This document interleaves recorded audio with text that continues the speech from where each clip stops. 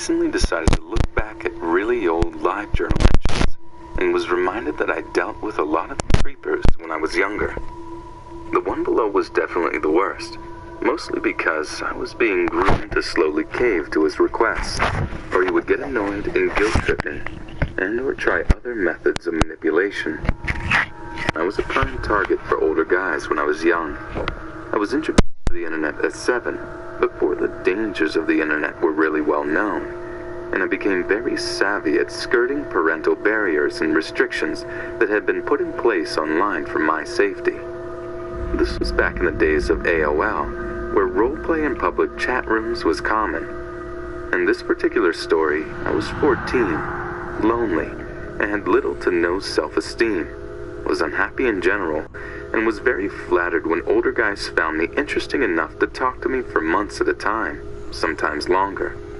The main villain of this story was in his late 20s, and had known me online for about a year, possibly more. We met in one of the role-playing chat rooms on AOL, and eventually realized that we lived in the same state, though he was about 30 minutes outside of my city. He went by the handle Kane. He was tall, lanky, black hair, and wore a dark cabbie hat. He always looked brooding in his pictures he'd send to me. Our friendship started off very innocently. I enjoyed role-playing original characters, and he was interested in that as well. Eventually, it progressed to talking regularly out of character and becoming friends. As time went on, he started pushing me to roleplay more sexual situations, which I refused, and eventually would tell me sexual things he wanted to do to me, which scared me. I kept brushing it off because when sex wasn't the forced topic of discussion, I otherwise enjoyed talking to him. I was very active on LiveJournal at this time, back in 2002, so while I have very little proof in terms of pictures or chat logs, having deleted them all, I finally realized how predatory this guy was. I do have really old LiveJournal entries that describe the relationship we had and how anxious he made me, despite the fact that we talked, roleplayed pretty regularly. December 3rd, 2002. Roleplayed with Kane today. Wasn't bad. He's happy that I brought his favorite character back to RP with, so he's been less annoying. But then he began to bug me about meeting him. I've been trying to avoid him because he usually tells me what he wants to do when we begin to see each other in real life, and it usually involves something sexual. I'm sure I could get out of it if I met him, but I don't know if I want to take a chance. December 5th, 2002. I got out of role-playing with Kane today. It's not bad, really. Our roleplay. I mean, I'm unwilling to do anything sexual, and though he bugs me about it, I still won't. But he wants to RP, like, every minute, and so I snapped at him today. He said sorry, then cooled off for the rest of the day. Yay. There are a lot more entries in the same vein as above, but those give a pretty good representation of how I felt about him. I felt obligated to keep talking to him, though, because, there was this older, sophisticated guy who thought I was worthy of his time. My mindset has changed a lot since then. So, at some point between December 3rd and December 14th, I had caved to his relentless pestering and agreed to meet him at a movie theater I frequented with my family. This is mostly because he knew the apartment complex where I lived, but not my apartment number, and had threatened to stand outside the apartment gates and wait for me to get home from school. Related tangent, he didn't have a car and lived at home, so his mom would give him a ride. But a day later, I backed out of the agreement because I couldn't get rid of a deeply unsettling feeling that had grown once I'd agreed to meet up, even in a public area. Needless to say, he wasn't happy, but had stopped bringing it up regularly and we continued chatting as normal. He was still paying attention though, and I was in the habit of putting stuff in my AOL away message like, going to the movies. Of course, at the movie theater he now knew about. December 14th, 2002. I came so close to meeting Kane today. So freaking close. I saw him. I'd left the movie early to go to the bathroom, and I saw him. He was facing the other way. I saw him and ran. Now my mind is racing and I'm feeling so guilty. I didn't want to meet him. Online, he makes me nervous enough, but in real life, I told him when we'd be going to the movie today, not realizing that he'd try to meet me. He was inside the lines, which means he'd paid for a ticket to get there. I passed him, so close I could have reached out and grabbed his arm, but I didn't. I walked by next to my sister, hoping he wouldn't stop, and he didn't. But I recognized him. He didn't recognize me. Now, what do I tell him? He paid money to get in there. He had his mom drive a half hour to get him there. What do I tell him? I can't get online on any screen name that he knows. He'll be online. He is online. Should I tell him that I saw him, thought he saw me, but he passed by? That is the truth. I didn't call out or go back because, one, I was nervous, and two, Mom was already out the doors and my sister was pulling me along. Or should I tell him I didn't see him and went out the back? That won't work. His mom was in the back. I saw her, too. We parked in the back and left out the front. He had both exits covered. I know his mom saw me. She recognized me. What'll she tell him? What do I tell him? I'm wondering, what would have happened if I had walked up to him when I left the movie early? Because I could have. I ran. What would have happened?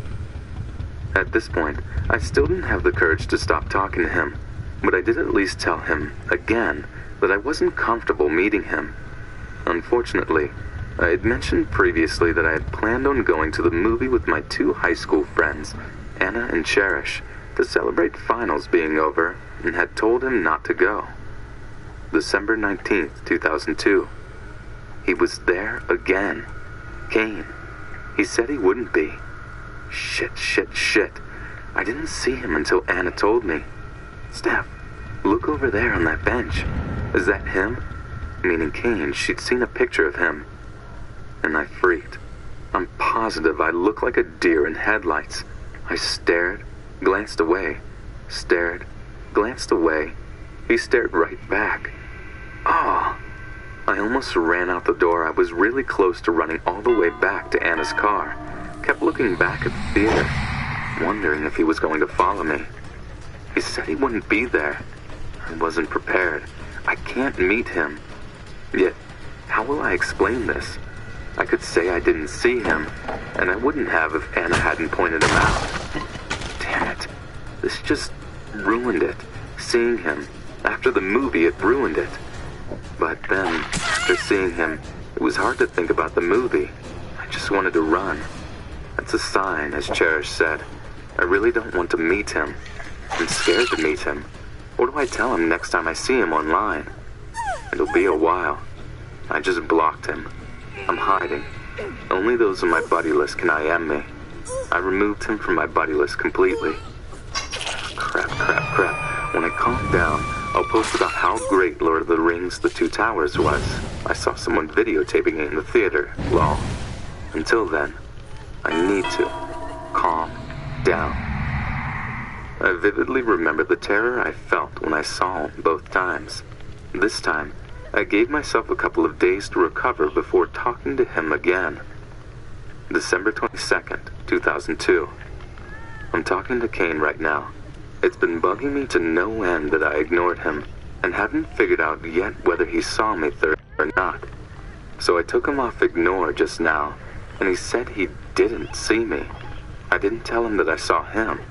Apparently, the girl staring at him weirdly wasn't news to him. This is what he said to me. Everyone who went by looked at me like, the hell is this kid sitting here for? I keep saying I didn't see him because if it wasn't for Anna pointing him out, I really wouldn't have. He says, I looked everyone over, never saw you. This is weird. Am I destined to, not see you? This is fate, damn it. I'll keep letting him believe that. But suddenly, talking to him, now that I've gotten the whole did you see me thing cleared up, I'd rather stick him on ignore and not talk to him for a long time. I think it's because I came so close to meeting him again, and this time he came very close to recognizing me. I'm going to end up ignoring him for a while. I never took him off ignore. At some point, I moved on to another screen name. forgetting to tell him my new one, and we lost touch permanently. I no longer live in that state, but it was years before I stopped fearing running into him while out and about. But then the kicker, and what made me write this out today. I searched his name just out of curiosity based on locational keywords within Google in my old state. The first to pop up was, you guessed it, his mugshot. Apparently he was arrested for breaking and entering multiple times into a local girl's home that claimed he had been stalking her for months. I feel terrible for her, but ever the more thankful that it wasn't me. Let me set the scene. The year is 1998. Monica Lewinsky has denied that she fucked the president, and the euro is created. I was of the age of 14, sitting on my parents' desktop PC, using god-awful dial-up internet to research the history of William the Conqueror's harrying of the North, when my friend, who for the purposes of this story shall be called Jake, messaged me on IRC. Hey, some dude at school told me something really cool you can do on your PC. What? I asked. 1. Open up Start. 2. Go to Run. 3. Enter 2NDRE